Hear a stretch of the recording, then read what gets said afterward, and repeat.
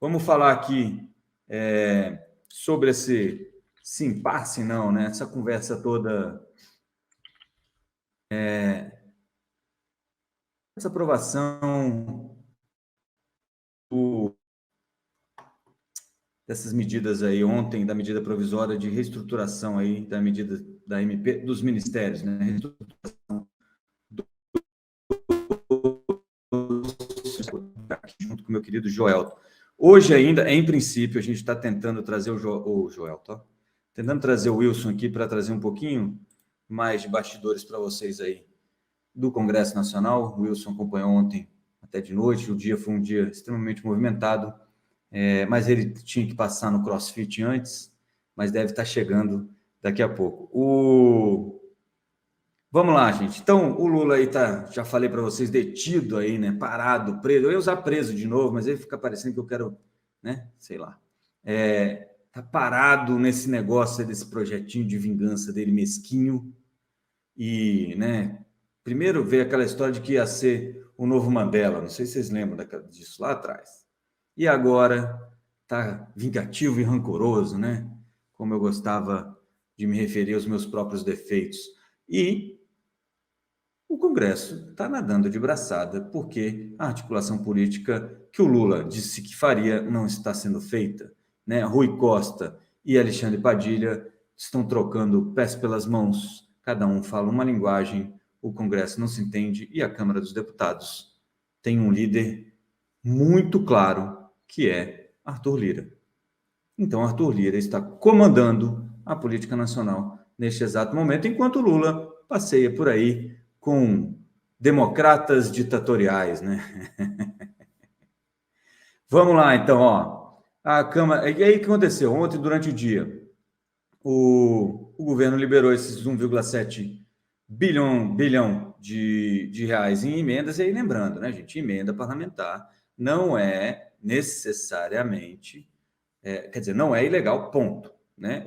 Os parlamentares têm direito a esse dinheiro, como está estruturado o nosso orçamento. Nada de errado com isso. O que acontece nessas coisas aí é você mudar um pouquinho o calendário para poder acertar, né? O famoso lubrificante cívico, né?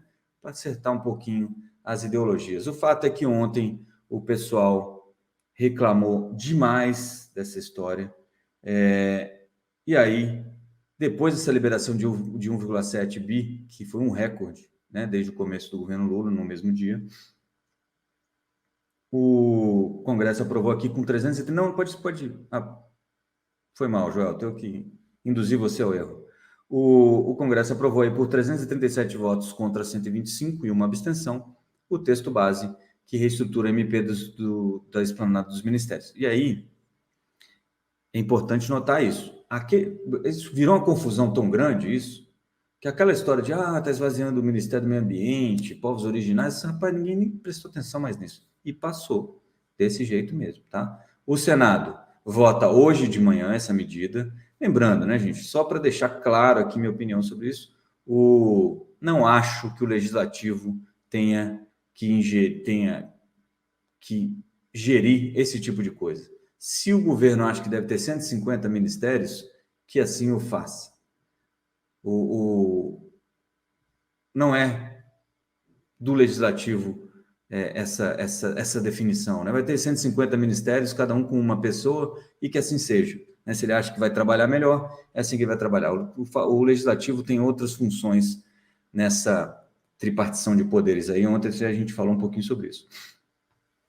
Os deputados também tiveram a promessa, isso aqui é importante, ó, de que o governo Lula fará uma mini reforma ministerial para contemplar aliados e que haverá um trâmite menos burocrático para a liberação das emendas. O Planalto apoiou o relatório do Isnaldo Bulhões, como eu falei para vocês, que esvazia aí o Ministério do Meio Ambiente e o Ministério dos Povos Indígenas. O Lira alertou o Planalto sobre os gargalos na articulação política do governo federal. O pessoal está meio chateado aí com Alexandre Padilha e Rui Costa.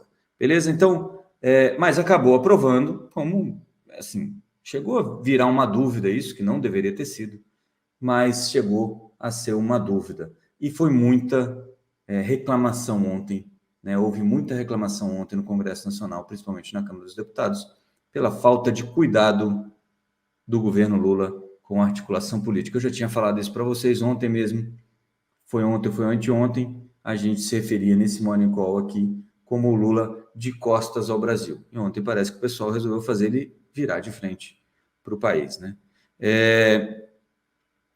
O Lira, durante o dia, chegou a falar que o problema estava no governo, né, com a MP dos ministérios, para deixar isso bem claro, e vocês devem lembrar aí, o Lira é sempre um cara comedido com as palavras, né? E ontem ele demonstrou com todas as palavras a insatisfação dele com o governo. Ó, eu não tenho mais como empenhar, a gente tem dado o nosso máximo.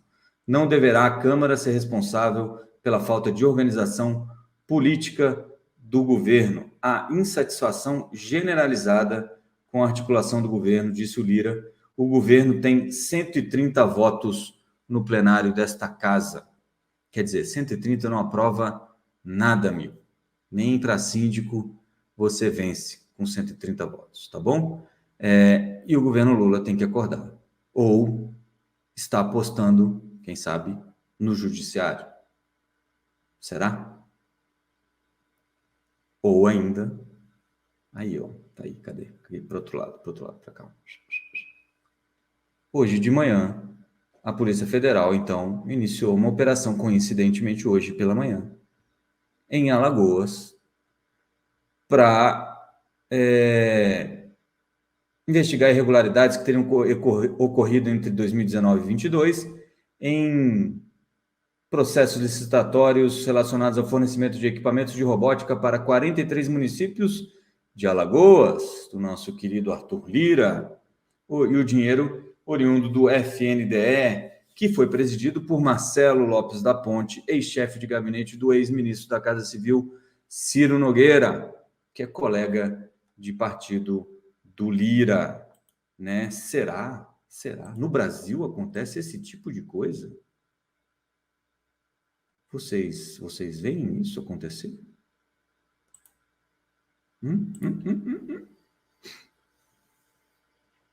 Bom, para falar sobre isso, eu trouxe aqui o nosso príncipe encantado do CrossFit. Mentira, estou só zoando ele.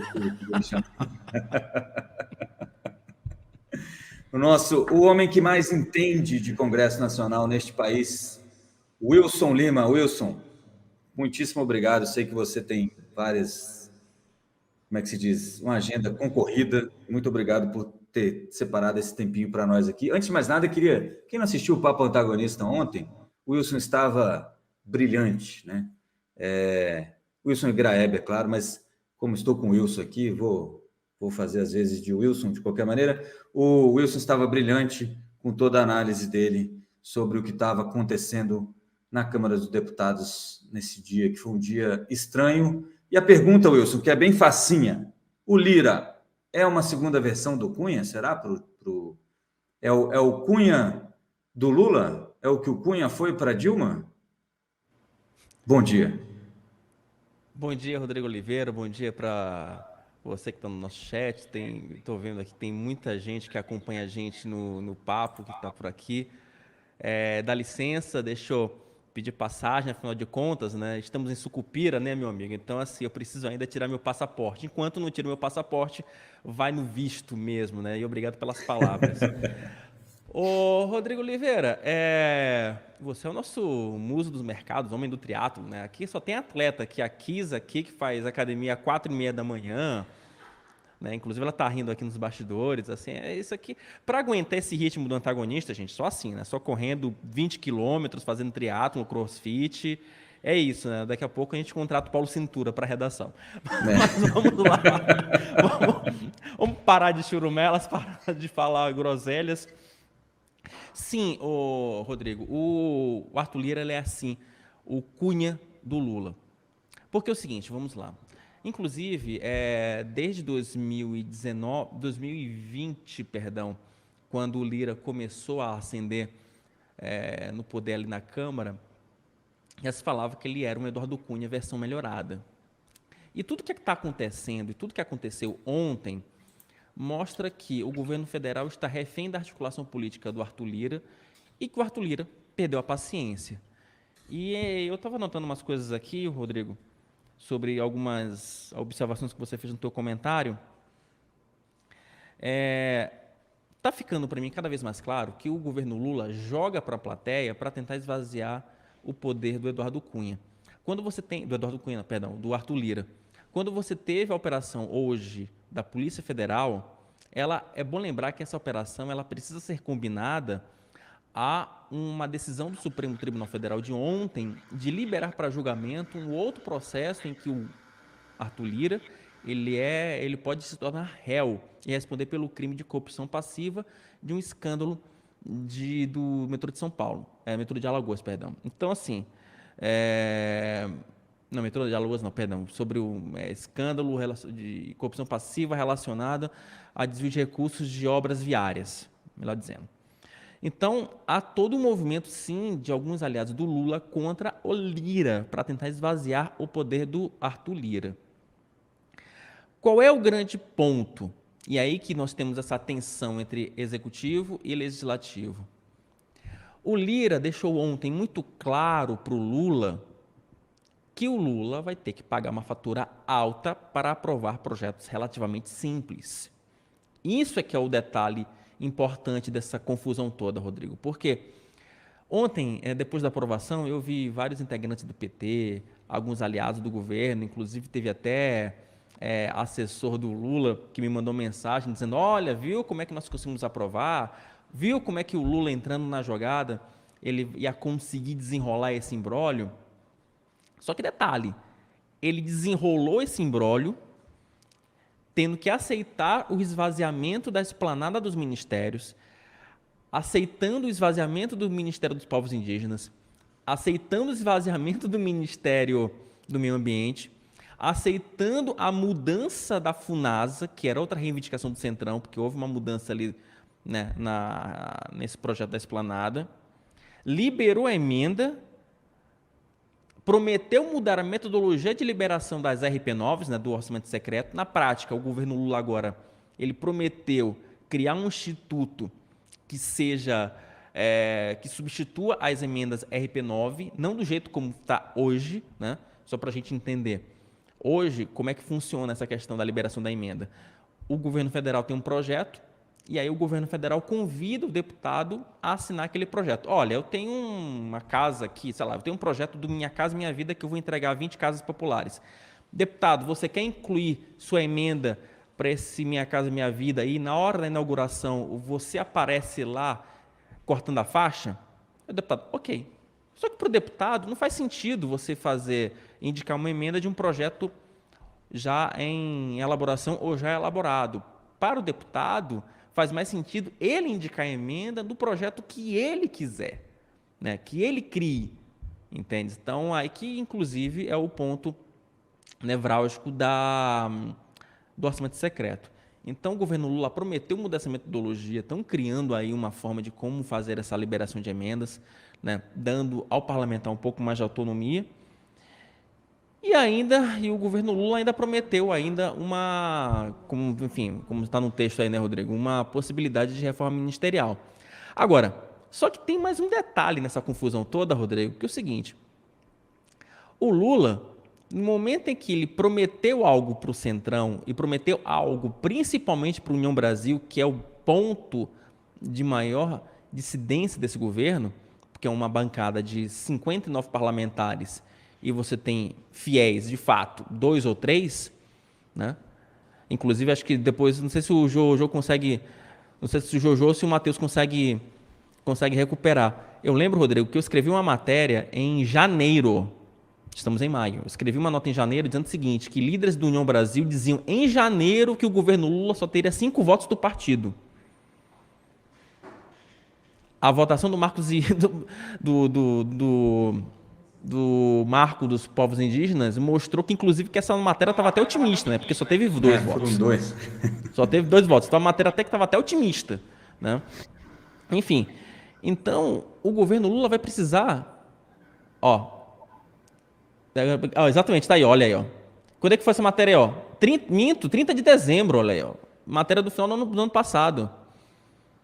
É isso. Eu queria ter essa capacidade de evidência para jogar na Mega Sena, sinceramente, Rodrigo. Aí acho que todo mundo ficava mais feliz, acho que seria mais útil. Mas é isso, Rodrigo. O União Brasil é o ponto de dissidência do governo. Estão tentando ali criar uma unidade na base, só que é o seguinte, o Lula deve indicar hoje o Zanin para ser ministro do Supremo. E aí vai criar uma outra confusão dentro do União Brasil. Por quê? Porque quem comanda a CCJ é o Davi Alcolumbre, aquele articulador político que o Lula, né, encabedou, que o Lula colocou todas as suas esperanças para tentar unir a base do União Brasil. Então, assim, e a ala do União Brasil, comandada pelo Elmar Nascimento, quer um ministério para chamar de seu. Muito provavelmente o Ministério da Integração Nacional, que está na mão do Valdez Góes, que é um cara do Davi Alcolumbre. Então, vejam a confusão. Se o Lula mexeu hoje com o Ministério de Integração, esvaziando os poderes do Davi Alcolumbre, ele vai criar uma outra confusão e aí ele pode até ter aprovado aí a MP da esplanada dos ministérios, mas pode criar um problema para você conseguir ter a aprovação do Cristiano Zanin no Supremo. Então, isso até tem uma ligação uma coisa com a outra, isso explica, inclusive, a pressa que o Lula teve de indicar logo o nome do Zanin, para ver se o Davi Alcolumbre já libera a pauta. Inclusive, hoje eles conversam sobre isso. Então, assim, já libera a pauta, já para ver se ele consegue aprovar o quanto antes o nome do Zanin, para ver se ele não precisa ter que pagar uma segunda fatura para o Davi Alcolumbre, né, dentro dessa articulação política. Ou seja, Rodrigo, em resumo, aquele papo de que o Lula é um puta animal político, é um cara, um hábil articulador que funciona, etc. Olha, para mim, sinceramente, é fake. O Lula acho que conseguiu desenrolar alguns nós durante a sessão de ontem, mas, e aí é que vem o mas, tanto Lira quanto alguns integrantes ali do Centrão, eles já me falavam o seguinte: Wilson, nós queremos dar um recado para o governo federal, e estamos dando o nosso recado. Ou o governo federal entende, ou o Lula entende como as coisas funcionam a partir de agora, ou vai ser derrota em cima de derrota. Rodrigo, um bastidorzinho para você, aqui para o Morning. Teve líder da base aliada que estava me dizendo isso. Wilson, eu acho que a MP da esplanada, eu acho que não era um bom recado, mas eu tenho aqui um pacote de 5 ou 6 matérias que são sensíveis ao governo, que a gente pode votar e dar outros recados ao governo federal. Quem me falou isso não foi um cara do PP, do Republicanos, foi um cara da base, um líder da base. Então, se você tem um líder da base que quer mandar recado para o próprio Lula, é porque alguma coisa está muito errada.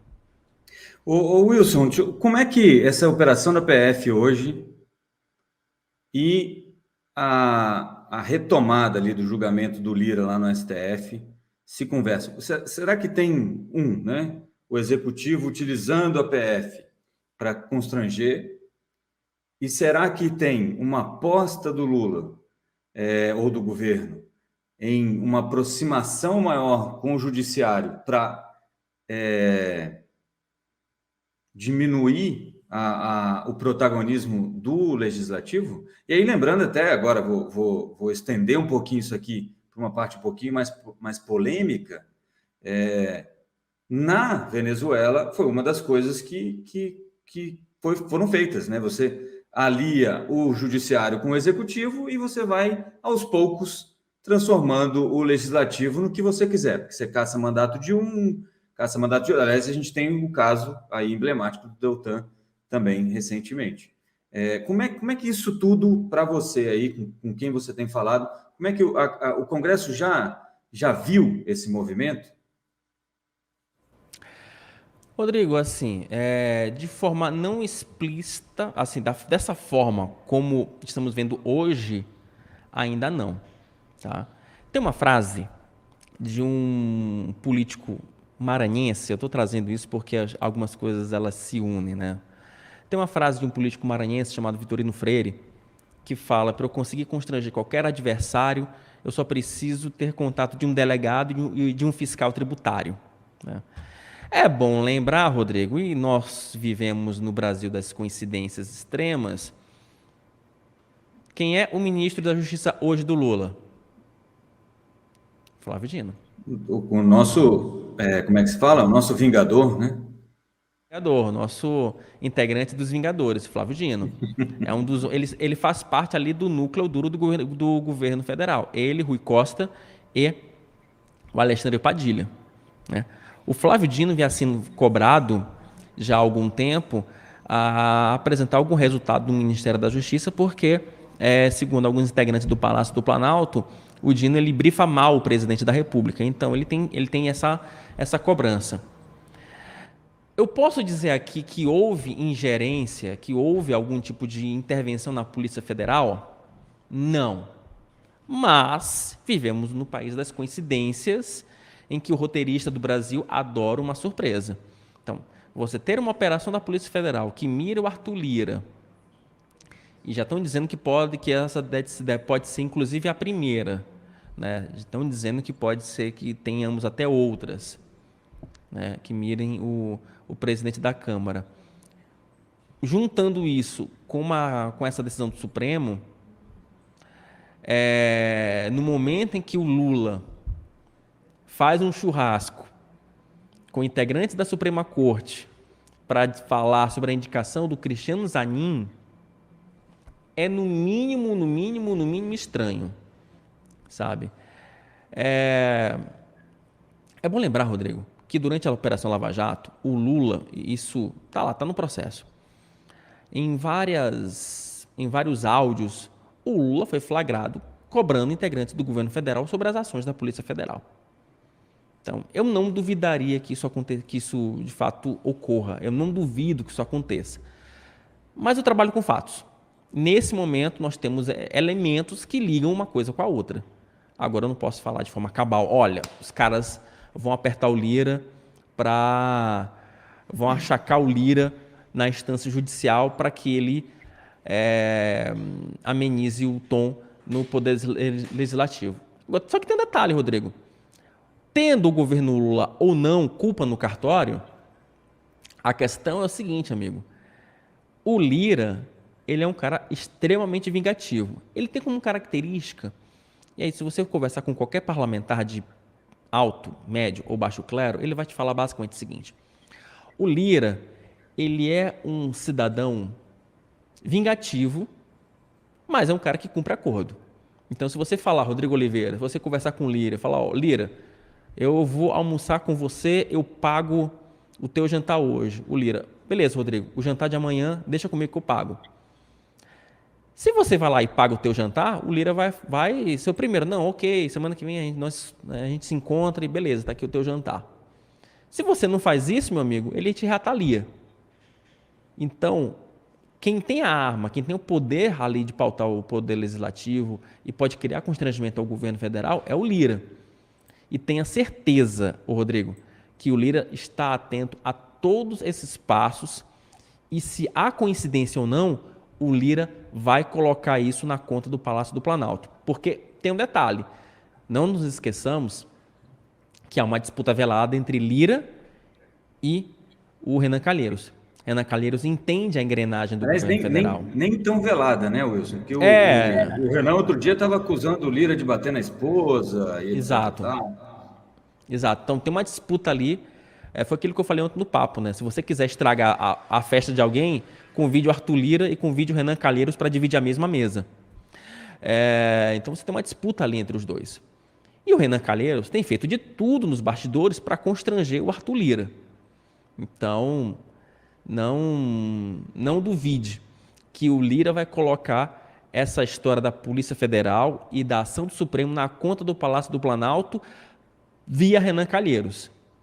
E olha, e o resultado disso tudo é imprevisível. É como eu falo, nessa confusão toda, sinceramente, Rodrigo, apesar do Brasil, eu torço pela treta. Eles que se matem. Eu estou aqui só para contar a história. Deixa eu te perguntar uma coisa, só para poder liberar você aí. Para o mercado financeiro aqui, para o nosso métier mais específico aqui, econômico, o que acontece? O mercado tem desde 3 de outubro, né, desde o primeiro turno, que veio um Congresso mais conservador, etc. e tal, tem uma esperança que o Congresso trave alguns arroubos do governo petista, do governo Lula. E aí derrubou o marco, quando o governo tentou derrubar o marco do saneamento por decreto, derrubou o decreto, votou o marco temporal dos povos indígenas agora, segurou o PL das fake news e etc. Isso tudo traz algum otimismo, né? Melhorou um pouquinho ali o arcabouço fiscal, que é melhor do que não ter nada, mas ainda tem coisas importantes para acontecerem nos próximos meses. A gente tem reforma tributária e tem principalmente os dois principais, reforma tributária e aquelas medidas que vão aumentar a arrecadação, o que o governo gostaria para aumentar a arrecadação. Como é que fica tudo isso? Porque, assim, se foi esse sufoco para passar uma MP de reestruturação da Esplanada, que cria um monte de ministério, que transforma um monte de gente em ministro, foi esse sufoco que foi ontem, como é que ficam essas pautas, que são pautas muito mais complexas e muito mais difíceis de você arregimentar ou colocar todo mundo na mesma página com todos esses interesses envolvidos?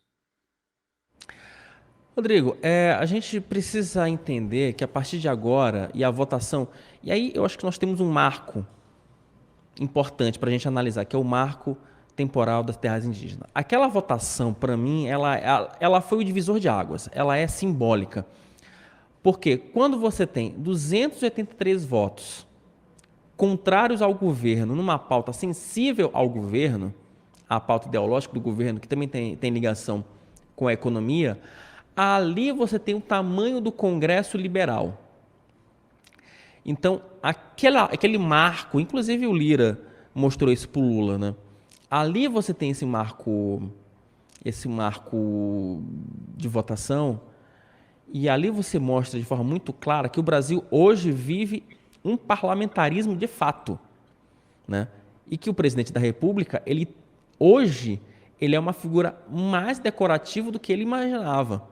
O Lula tem falado isso nos bastidores, que ele está chateado, #triste, pelo fato de não ter o controle do Congresso que ele gostaria, né? Como aquele controle que ele tinha em 2003, durante os governos Lula I e Lula II. Então, hoje você tem um parlamentarismo de fato.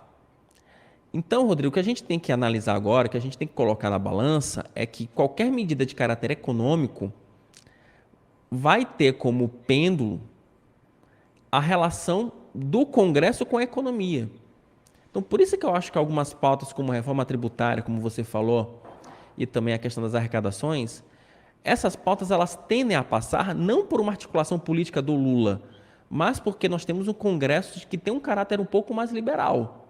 Então, esse é o detalhe, né? Então, esse Congresso ele criou uma autonomia tamanha que hoje eu arrisco dizer mesmo, que hoje nós saímos de um presidencialismo de coalizão para um parlamentarismo de fato, comandado pela Câmara dos Deputados. E nós temos hoje o Arthur Lira como primeiro-ministro. Então, se o Arthur Lira quiser, passa a reforma tributária. Se o Arthur Lira quiser, passa a cobrança de impostos, passa qualquer coisa.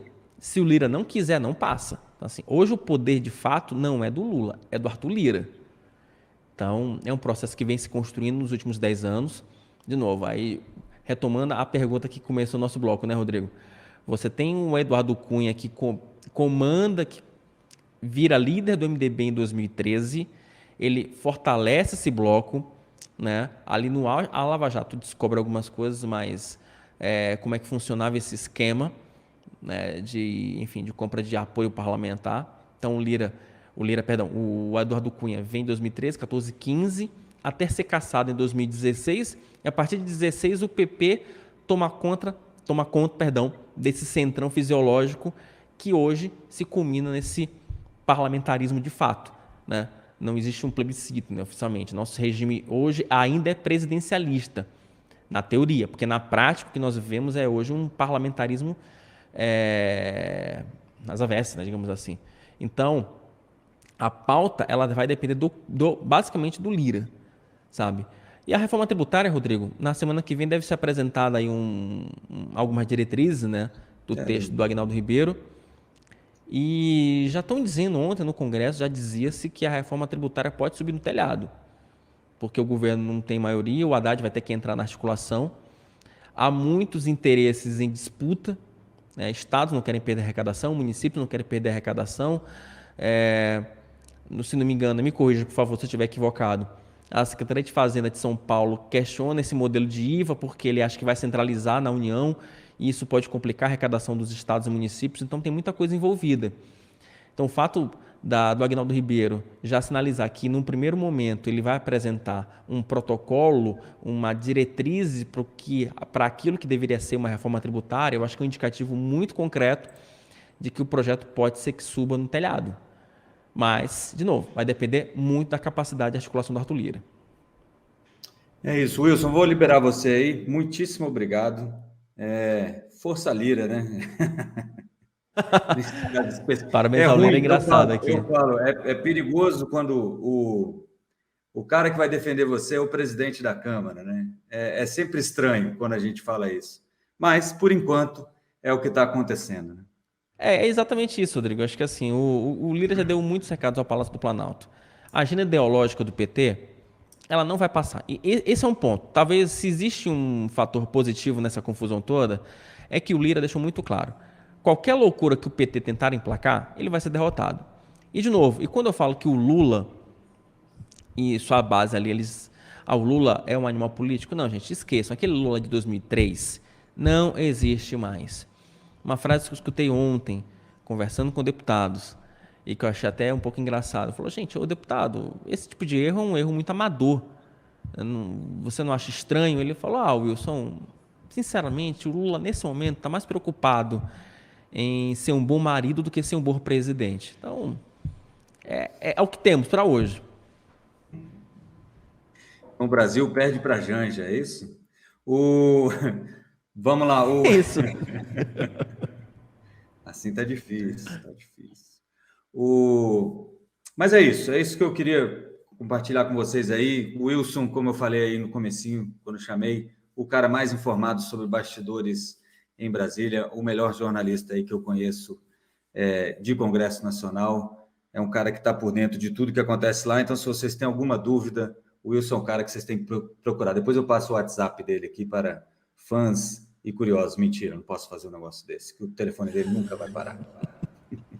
Já não para normalmente, né, Rodrigo? Já não para, né? Ainda mais agora que ele está fazendo crossfit, vocês não sabem, mas ele está fazendo crossfit, está ficando todo dividido, todo sarado, então está um problema. A esposa já reclamou e tudo mais.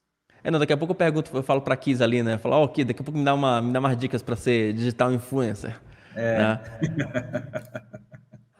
É isso, Wilson, muito obrigado, bom dia, bom trabalho aí para vocês, hein? Obrigado, Rodrigo. É isso e, enfim, obrigado mais uma vez pelo convite. É sempre um prazer fazer essa viagem para Sucupira. Como eu te falei, por favor, Rodrigo, depois autoriza meu visto definitivo. O senhor é Tá? cidadão honorário aqui, o senhor tem a chave da cidade. Por favor, querido, vamos embora aqui. Inclusive amanhã, para quem nos acompanha, amanhã tem... Eu vou dar um spoiler, tá? Amanhã tem bomba na Cruzoé, viu? Então fiquem atentos. Preparem-se, preparem-se. Tem a ver com... Posso? Não, né? Não vou falar nada, só isso, né? Vai ter bomba. Bomba. A história é boa. Bom. Buemba, buemba. Vamos lá. Obrigado, Wilson. Até logo. Tchau, tchau. Até mais. Gente, vamos continuar por aqui. Lembrando aí o nosso querido Wilson, cidadão honorário de Sucupira, e trazendo para a gente aí o que tem de mais atual no que está acontecendo